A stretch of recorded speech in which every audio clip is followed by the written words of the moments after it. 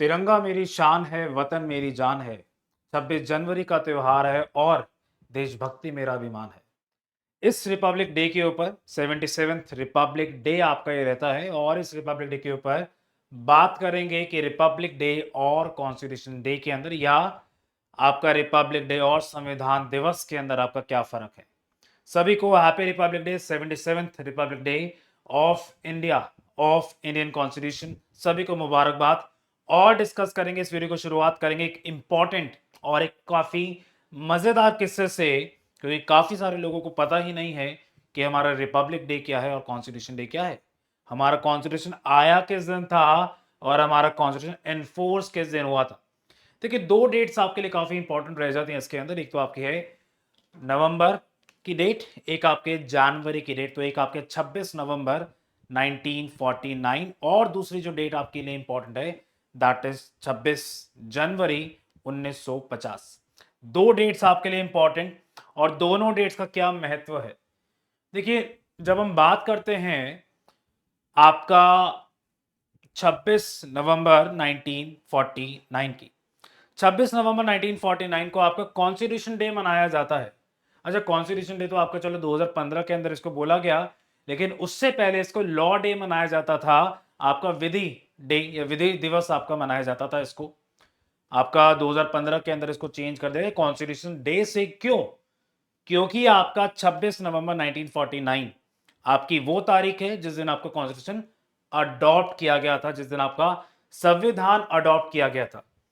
से सवाल आता है कि अगर 26 नवंबर को आपका संविधान अडॉप्ट किया गया था तो आपका 26 जनवरी क्यों आपका रखा गया और 26 जनवरी को हुआ क्या था। सीधा सीधा मैं आंसर आपको देता हूं, उसके बाद हम आपकी इंटरेस्टिंग फैक्ट के ऊपर चलेंगे। पहली बात, 26 जनवरी 1950 को आपका कॉन्स्टिट्यूशन आपका एनफोर्स किया गया था। दोनों में फर्क क्या है? और भाई, आपका 26 जनवरी की नीड क्यों पड़ी? किस वजह से आपका 26 जनवरी की जरूरत पड़ी गई जब आपको ऑलरेडी 26 नवंबर को कॉन्स्टिट्यूशन अडॉप्ट कर लिया गया? जरूरत क्या पड़ी? कौन कौन से आर्टिकल्स आपके 26 नवंबर को आए और कौन कौन से आर्टिकल्स आपके 26 जनवरी को? ये सारी चीजें भी आपकी इसी वीडियो के अंदर आपका डिस्कस करेंगे। अच्छा, एक इंटरेस्टिंग फैक्ट आपको बताता हूं। जब कॉन्स्टिट्यूशन आपका इनिशियली तैयार हो तो आपकी 3 कॉपीज थी। 2 कॉपीज उसके अंदर से इंग्लिश के अंदर थी और एक कॉपी आपकी हिंदी के अंदर थी। अब सवाल आता है कि 2 कॉपीज इंग्लिश में क्यों और एक कॉपी हिंदी में क्यों? देखिए, ओरिजिनली जो आपका कॉन्स्टिट्यूशन का जो ड्राफ्ट था, जो कॉन्स्टिट्यूशन आपका प्रिपेयर किया गया, वो आपका रिटन टेक्स्ट के अंदर था, हैंड रिटन फॉर्म के अंदर था। जैसे आजकल के टाइम पे आप किसी भी चीज का प्रिंट आउट निकाल लेते हो, तो पहले के टाइम में या पहले के समय में ऐसी चीज नहीं थी। आपका पहले रिटन फॉर्म के अंदर भी कॉन्स्टिट्यूशन आपका लिखा गया। सो रिटन फॉर्म के अंदर आपका 2 लैंग्वेजेस के अंदर कॉन्स्टिट्यूशन था, एक आपका इंग्लिश लैंग्वेज के अंदर और एक आपका हिंदी लैंग्वेज के अंदर।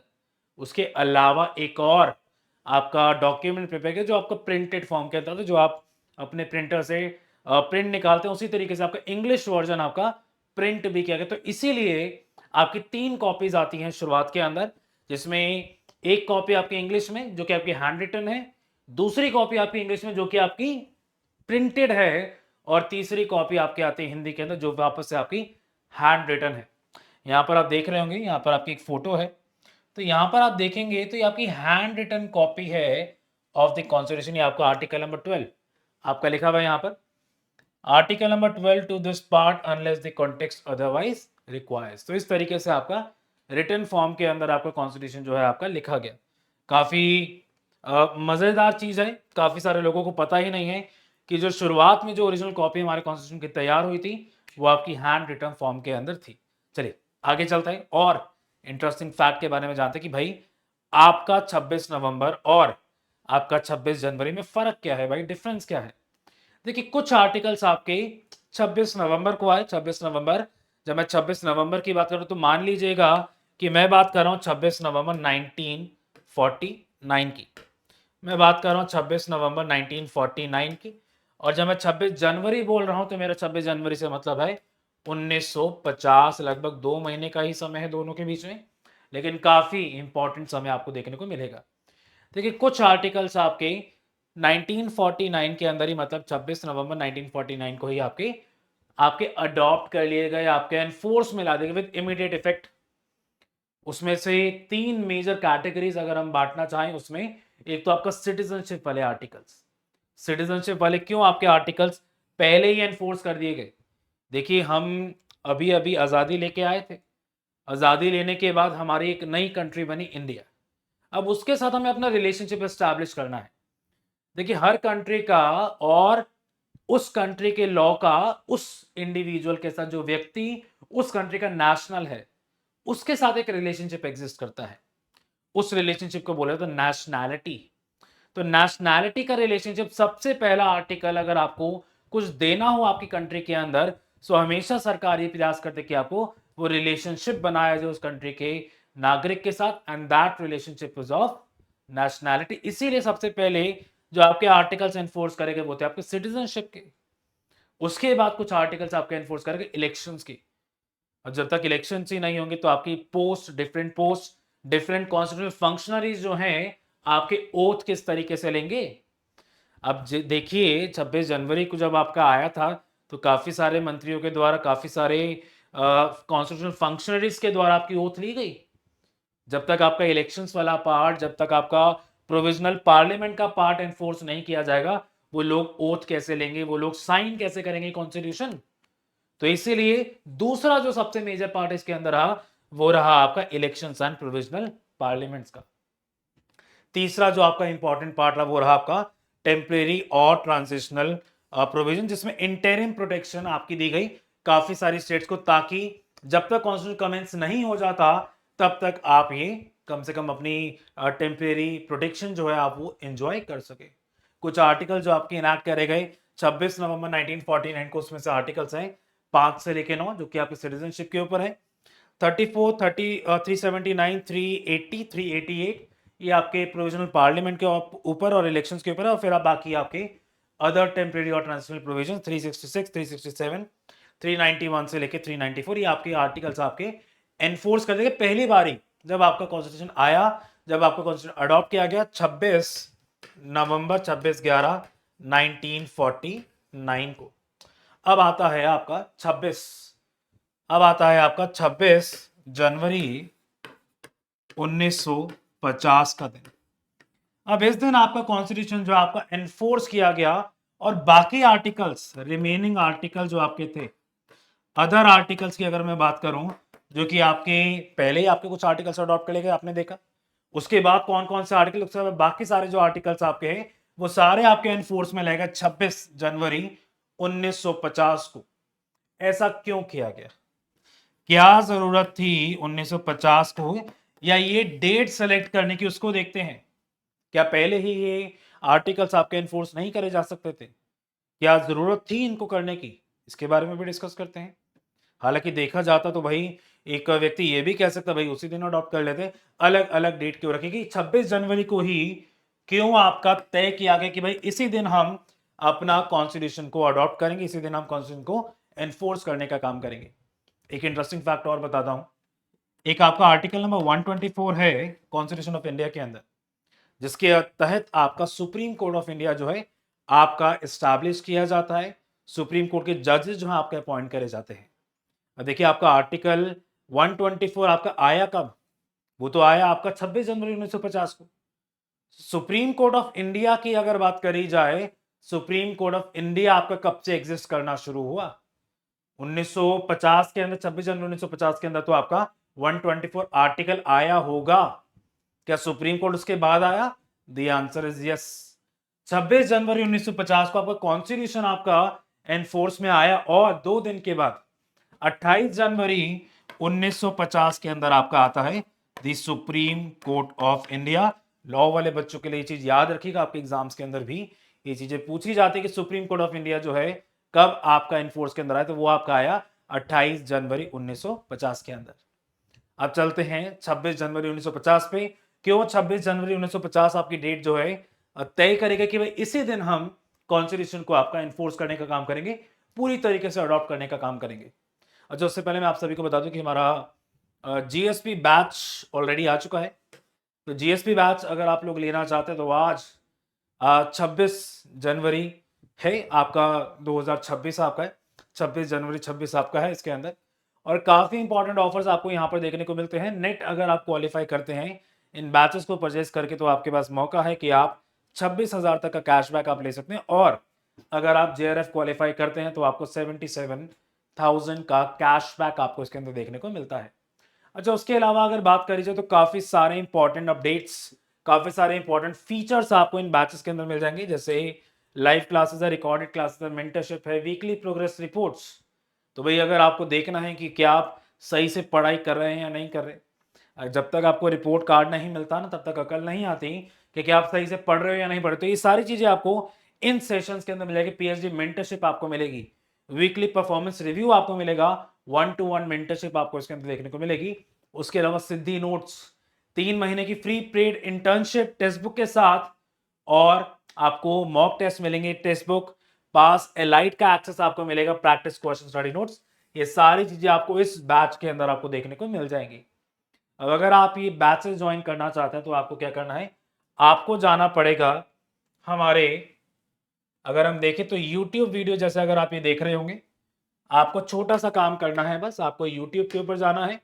ये जैसे आपकी वीडियो चल रही होगी, इस वीडियो को आपको खोलना है। जैसे अगर मैं यहाँ चला जाऊँ, अपने चैनल को हम खोलते हैं। सबसे पहले UGC नेट टेक्स्ट बुक को मैंने खोला, सर्च किया, जैसे ही हमारा चैनल ये खुल गया तो कोई भी वीडियो अगर हम उठा के देखें, सपोज करो मैंने ये वीडियो उठाई और ये वीडियो मैंने देख रहा हूँ, यहाँ पर डिस्क्रिप्शन बॉक्स अगर हम देखेंगे तो डिस्क्रिप्शन बॉक्स के अंदर आपको यहाँ पर लिंक्स जो हैं देखने को मिलेंगे। उस लिंक पे जाके आप क्लिक कर सकते हैं। जैसे अगर मैं वीडियो सेक्शन पे जाए तो रीसेंट वीडियो के बारे में देखते हैं। जैसे ये आपका बहुत ही रीसेंट वीडियो है मेरा, सो मैं इस पे गया, मैंने डिस्क्रिप्शन बॉक्स में मोर पे क्लिक किया तो यहाँ पर आपके पास ऑप्शन है कि अगर आप ये 77,000 का कैश प्राइस अगर आप जीतना चाहते हैं तो आप इस लिंक के ऊपर क्लिक कर सकते हैं। लिंक के ऊपर क्लिक करने के बाद आपको इस फॉर्म के ऊपर लेके जाया जाएगा।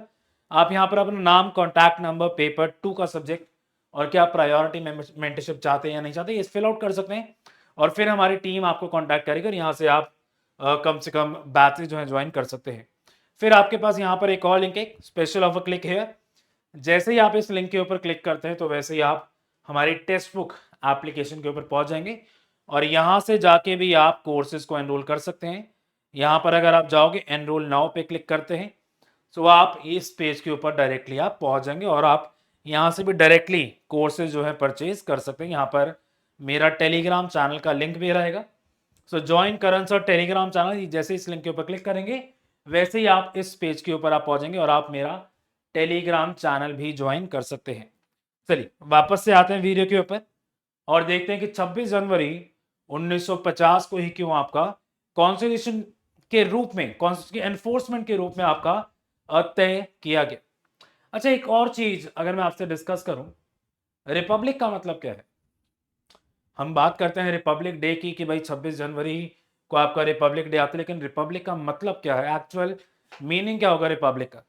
देखिए रिपब्लिक का एक्चुअल मीनिंग ये है कि भाई आपका जो हेड ऑफ द स्टेट है, your head of the state is not a monarch. आपका जो हेड ऑफ द स्टेट है राजा नहीं है, राजा का बेटा ही राजा नहीं बनेगा। तो इंडिया के अंदर आपका ऐसा नहीं होता। रादर इंडिया के अंदर जो आपका हेड ऑफ द स्टेट होगा that will be elected head of the state. आपका जो हेड ऑफ द स्टेट है वो चुना जाएगा और उसके चुने जाने के बाद वो आपका हेड ऑफ द स्टेट बनेगा।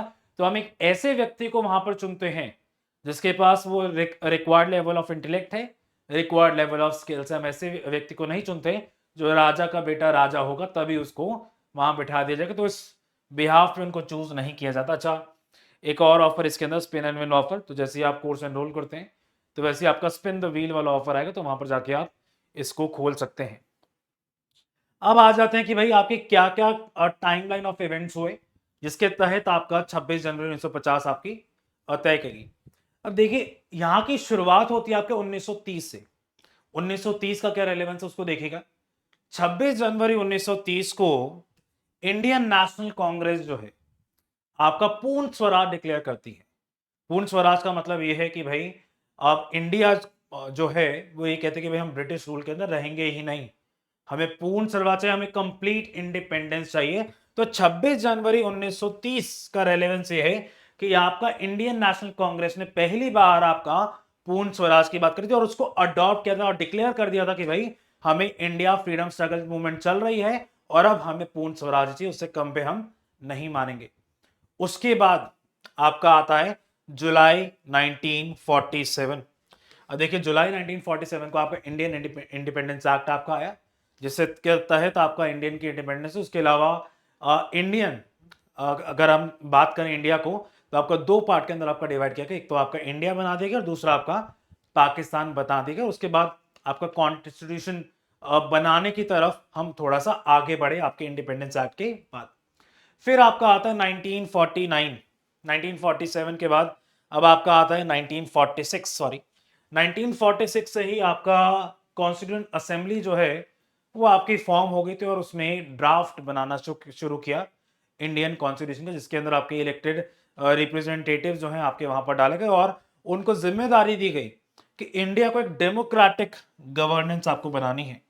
डेमोक्रेटिक मतलब क्या? डेमोक्रेटिक मतलब यहाँ पर आपके इलेक्शंस होंगे और लोग जो हैं, जो आपकी जनता जो है वो डिसाइड करेगी कौन हमारी कंट्री को लीड करने का काम करेगा। और फिर उसके बाद आता है लास्ट, जिसमें हमने इंडियन कॉन्स्टिट्यूशन आपका अडॉप्ट किया गया 26 नवंबर 1949।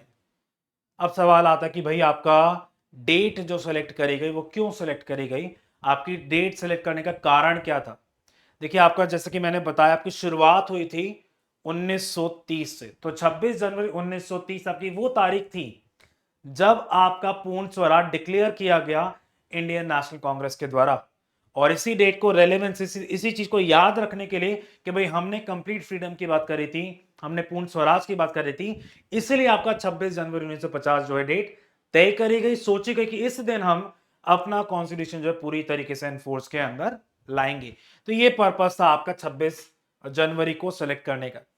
अच्छा, अगर हम इंपॉर्टेंट कमिटीज की बात करें तो तीन इंपॉर्टेंट कमिटी जिसके हेड डॉक्टर राजेंद्र प्रसाद जी थे, वो तीन इंपॉर्टेंट कमिटीज को याद रखिएगा। The committee of rules of procedure, फिर आपका steering committee and finance and staff committee. ये लिस्ट मैं आपके साथ शेयर कर दूंगा, आप चाहें तो मेरे टेलीग्राम चैनल से लिस्ट जो है डाउनलोड कर सकते हैं। उसके अलावा ये सेशंस जो हैं आपके कॉन्स्टिट्यूएंट असेंबली के, जिन्होंने आपके कॉन्स्टिट्यूशन बनाने के लिए काम किया, तो आपके ये सेशंस आपके रहेंगे। देखिएगा, फर्स्ट सेशन आपका जो लिया गया वो आपका 9 से 23 दिसंबर 1946 को। फिर आपके उसी तरीके से 11 सेशंस आपके हुए। लास्ट सेशन जो आपका हुआ वो 14 से लेकर 26 नवंबर 1949, 26 नवंबर 1949 का आपका कॉन्स्टिट्यूशन जो है आपका अडॉप्ट किया गया।